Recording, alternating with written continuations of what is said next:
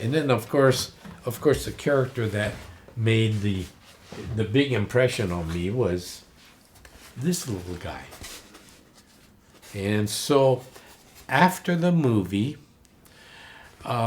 we traditionally always used to go to our local Woolworth, 5 and Dimes, and they had a soda fountain there, and we would go get hot dog or root beer float or whatever, and then we wandered over to the toy department, and this was on this shelf.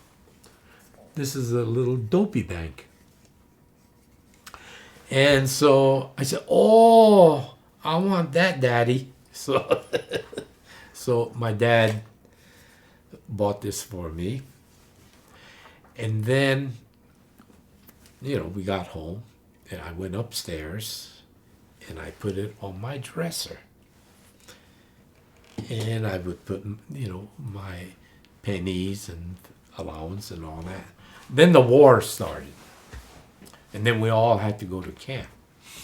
But I remember that one day that I came home from school, and the FBI agents were over going through a lot of our personal belongings, confiscating our contraband.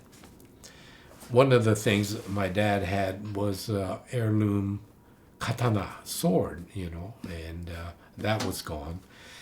And then I think things like cameras and whatever that was considered contraband.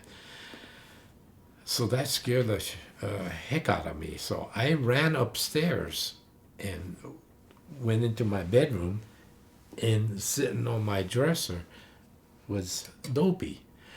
Whew, I was relieved. I said, "Oh my gosh, they didn't confiscate this little guy."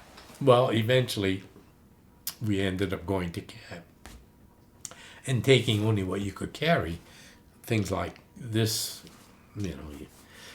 So after 3 years, we returned, and I remember the first thing I did when we got to our home was run upstairs, and there was this little Dopey still on the dresser.